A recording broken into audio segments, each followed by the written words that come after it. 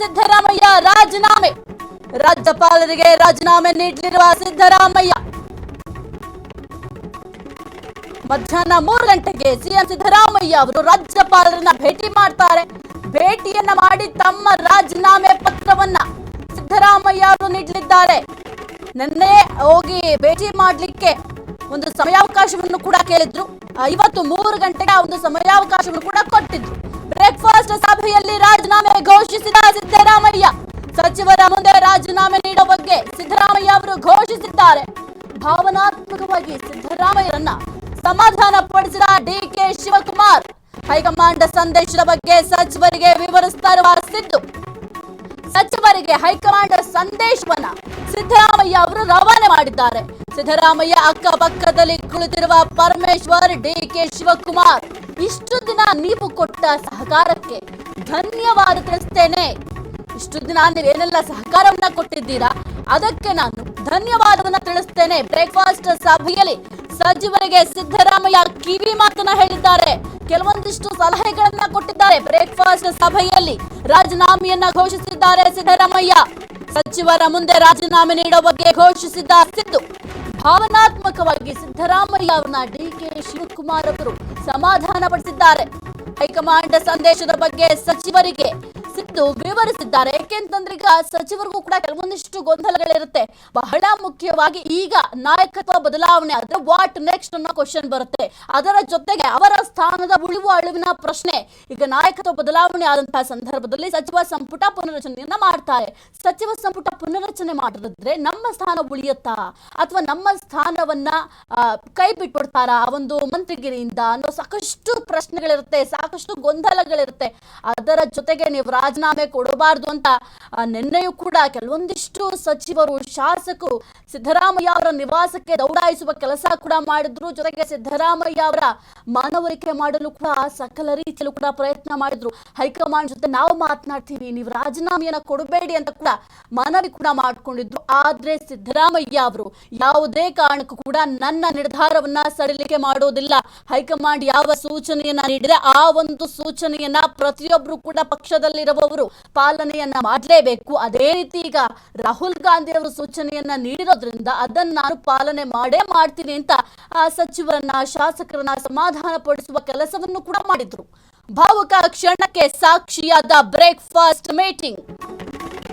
ಸಿದ್ದರಾಮಯ್ಯ, ಡಿಕೆಶಿ ಇಬ್ಬರಿಂದಲೂ ಆತ್ಮೀಯ ಆಲಿಂಗನ. ಡಿಕೆ ಶಿವಕುಮಾರ್ ಬಂದ ಕೂಡಲೇ ತಪ್ಪಿಕೊಂಡ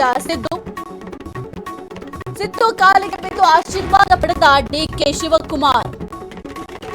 ಈ ಮೂಲಕ ಸಿದ್ದರಾಮಯ್ಯ, ಡಿಕೆ ಶಿವಕುಮಾರ್ ಒಗ್ಗಟ್ಟಿನ ಸಂದೇಶ, ರಾಜ್ಯದ ಜನರಿಗೆ ಸಂದೇಶವನ್ನ ರವಾನಿಸಿದ ಸಿದ್ದು, ಡಿಕೆ ಶಿವಕುಮಾರ್.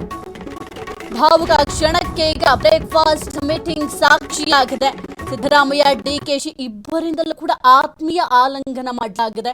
ದೃಶ್ಯಾವಳಿಯಲ್ಲಿ ಗಮನಿಸ್ತಾ ಇದ್ದೀರಾ ಯಾವ ರೀತಿ ಒಬ್ಬರನ್ನೊಬ್ಬರು ಒಂದು ಹಗ್ ಮಾಡ್ಕೊಂಡಿದ್ದಾರೆ. ಜೊತೆಗೆ ಮೊದಲಿಗೆ ಸಿದ್ದರಾಮಯ್ಯ ಅವರು ಡಿಕೆ ಶಿವಕುಮಾರ್ ಅವರು ಆಗಮಿಸ್ತಾ ಇದ್ದಂತೆ ವೆಲ್ಕಮ್ ಮಾಡ್ಕೊಂಡು ಒಂದು ಹಗ್ ಮಾಡ್ಕೊಳ್ತಾರೆ. ಆ ಒಂದು ಭಾವನಾತ್ಮಕ ಆಲಿಂಗನವನ್ನ ದೃಶ್ಯಾವಳಿಯಲ್ಲಿ ಗಮನಿಸ್ತಾ ಇದ್ದೀರಾ. ಅದಾದ ನಂತರ ಸಿದ್ದರಾಮಯ್ಯ ಅವರ ಕಾಲಿಗೆ ಬಿದ್ದು ಡಿಕೆ ಶಿವಕುಮಾರ್ ಅವರು ಆಶೀರ್ವಾದವನ್ನು ಕೂಡ ಪಡಿತಾರೆ. ಒಂದು ಭಾವುಕ ಕ್ಷಣ. ಪ್ರತಿ ಬಾರಿಯೂ ಕೂಡ ಏನಾದರೂ ಒಂದು ಡೆವಲಪ್ಮೆಂಟ್ ಆಗುತ್ತೆ ಕಾಂಗ್ರೆಸ್ ಪಾಳ್ಯದಲ್ಲಿ ಅಂತಂದ್ರೆ ಮೊದಲಿಗೆ ಈ ಒಂದು ಬ್ರೇಕ್ಫಾಸ್ಟ್ ಮೀಟಿಂಗ್, ಅದರಲ್ಲೂ ಈ ಬಾರಿಯ ಬ್ರೇಕ್ಫಾಸ್ಟ್ ಮೀಟಿಂಗ್ ಏನಿದೆ ಬಹಳ ಕುತೂಹಲಕ್ಕೆ ಕಾರಣ ಆಗಿತ್ತು. ಎಲ್ಲರ ರಾಜ್ಯದ ಜನರ ಚಿತ್ತ ಕೂಡ ಈ ಒಂದು ಬ್ರೇಕ್ಫಾಸ್ಟ್ ಮೀಟಿಂಗ್ ನ ನೆಟ್ಟಿತ್ತು. ಯಾಕೆ ಅಂತಂದ್ರೆ ಈಗ ಕೇವಲ ನಾಯಕರಿಗೆ ಮಾತ್ರ ಅಂದ್ರೆ ಈಗೇನು ಕಾಂಗ್ರೆಸ್ ಪಾಳ್ಯದಲ್ಲಿದ್ದಾರೆ ಸಚಿವರು, ಶಾಸಕರು, ಅವರಿಗೆ ಮಾತ್ರ ಬೇಕಾಗಿರುವಂತಹ ವಿಚಾರ ಅಲ್ಲ ಅಥವಾ ಅವರಿಗೆ ಮಾತ್ರ ಕೆಲವೊಂದಿಷ್ಟು ಸೂಚನೆಗಳನ್ನ ಕೊಡುವಂತಹ ಸಭೆ ಅಲ್ಲ ಇದು. ಬಹಳ ಮುಖ್ಯವಾಗಿ ಜನಸಾಮಾನ್ಯರಿಗೆ ಈ ಒಂದು ವಿಚಾರವನ್ನ ತಿಳಿಸಲೇಬೇಕಾಗಿದೆ. ಈಗ ನಾಯಕತ್ವ ಬದಲಾವಣೆ ಅಂತಂದ್ರೆ ಜನರಿಗೂ ಕೆಲವೊಂದಿಷ್ಟು ಗೊಂದಲಗಳಿರುತ್ತೆ, ಅದಕ್ಕೂ ಕೂಡ ಕ್ಲಾರಿಟಿಯನ್ನ ಕೊಡಬೇಕಾಗುತ್ತೆ.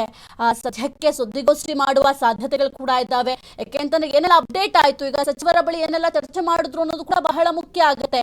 ಸಚಿವರಿಗೆ ಬಹಳ ಮುಖ್ಯವಾಗಿ ಹೈಕಮಾಂಡ್ ಏನು ಭೇಟಿ ಮಾಡಿದಂತಹ ಸಂದರ್ಭದಲ್ಲಿ ಏನೆಲ್ಲ ಚರ್ಚೆ ಆಯ್ತು. ಬೆಳಗ್ಗೆ 11:15 ಶುರುವಾದಂತಹ ಭೇಟಿಯದ್ದು ಹೈಕಮಾಂಡ್ ಭೇಟಿ ಮಾಡ್ಲಿಕ್ಕೆ ಹೋದಂತಹ ಸಂದರ್ಭದಲ್ಲಿ ಇನ್ನು 6 ಗಂಟೆವರೆಗೂ ಕೂಡ ಚರ್ಚೆಯನ್ನ ಮಾಡಿದ್ರು. ಹಾಗಾದ್ರೆ ಅಷ್ಟು ಸಮಯ ತೆಗೆದುಕೊಂಡು ಏನೆಲ್ಲ ಚರ್ಚೆ ಮಾಡಿದ್ರಿ? ಅದೆಲ್ಲವನ್ನು ಕೂಡ ಸಚಿವರಿಗೆ, ಶಾಸಕರಿಗೆ ಮೊದಲು ತಿಳಿಸಬೇಕಾಗತ್ತೆ. ಪಕ್ಷದಲ್ಲಿ ಇನ್ನೂ ಏನೆಲ್ಲ ಬೆಳವಣಿಗೆಗಳಾಗತ್ತೆ, ಹೈಕಮಾಂಡ್ ಏನೆಲ್ಲ ಸೂಚನೆಗಳನ್ನ ಕೊಡ್ತು, ಅದರ ಜೊತೆಗೆ ಬಹಳ ಮುಖ್ಯವಾಗಿ ರಾಹುಲ್ ಗಾಂಧಿ ಅವರಿಗೆ ಏನು ಹೇಳಿದ್ರು.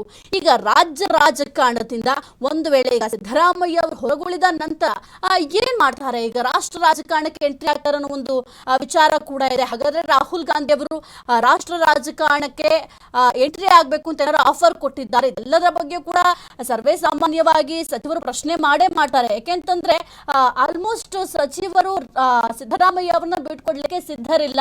ಏನಾದ್ರೂ ಆಗ್ಲಿ, ಈಗ 3 ವರ್ಷ ಆಗಿದೆ ಕಾಂಗ್ರೆಸ್ ಸರ್ಕಾರ ಅಧಿಕಾರಕ್ಕೆ ಬಂದು. ಈ ಒಂದು ಸಂದರ್ಭದಲ್ಲಿ ನೀವು ಅಧಿಕಾರ ತ್ಯಾಗ ಮಾಡೋದು ಎಷ್ಟರ ಮಟ್ಟಿಗೆ ಸರಿ ಅಂತ ಕೂಡ ಪ್ರಶ್ನೆಯನ್ನ ಮಾಡಿರ್ತಾರೆ. ಹಾಗಾಗಿ ಅಷ್ಟು ಸಚಿವರನ್ನು ಕೂಡ ಸಮಾಧಾನ ಪಡಿಸುವ ಕೆಲಸ ಕೂಡ ಮಾಡ್ಬೇಕಾಗತ್ತೆ. ಈ ಒಂದು ಫೋಟೋವನ್ನ ಗಮನಿಸ್ತಾ ಇದ್ರೆ, ಜೊತೆಗೆ ಆ ಒಂದು ವಿಡಿಯೋದಲ್ಲಿ ಎಷ್ಟು ಭಾವನಾತ್ಮಕ ಕ್ಷಣ. ಒಂದು ಕಡೆ ಡಿ.ಕೆ. ಶಿವಕುಮಾರ್ ಅವರಿಗೂ ಅಷ್ಟೇ, ಮತ್ತೊಂದು ಕಡೆ ಸಿದ್ದರಾಮಯ್ಯ ಅವ್ರಿಗೂ ಅಷ್ಟೇ ಬಹಳ ಒಂದು ಭಾವನಾತ್ಮಕವಾದಂತಹ ಕ್ಷಣ.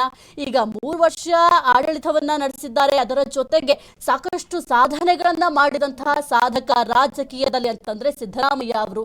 ಜೊತೆಗೆ ಸಾಕಷ್ಟು ಜನಬಲವನ್ನ ಹೊಂದಿರುವಂತಹ ನಾಯಕ ಯಾರು ಅಂತಂದ್ರೆ ಸಿದ್ದರಾಮಯ್ಯ ಅವರ ಹೆಸರನ್ನು ಹೇಳ್ತಾರೆ. ಯಾಕೆಂದ್ರೆ ಸಿದ್ದರಾಮಯ್ಯ ಎಲ್ಲೇ ಹೋಗ್ಲಿ, ಯಾವುದೇ ಒಂದು ಸಭೆಗೆ ಹೋಗ್ಲಿ ಅಥವಾ ಸಮಾರಂಭಗಳಿಗೆ ಹೋಗಿ ಸಾಕಷ್ಟು ಜನರು ಆಗಮಿಸ್ತಾರೆ. ಸಿದ್ದರಾಮಯ್ಯ ಅವರ ಒಂದು ಧ್ವನಿಯನ್ನ ಕೇಳಲಿಕ್ಕಾಗಿರ್ಬೋದು ಅಥವಾ ಸಿದ್ದರಾಮಯ್ಯ ಅವ್ರನ್ನ ನೋಡ್ಲಿಕ್ಕೆ ಸಾಕಷ್ಟು ಅಭಿಮಾನಿಗಳು ಆಗಮಿಸ್ತಾರೆ.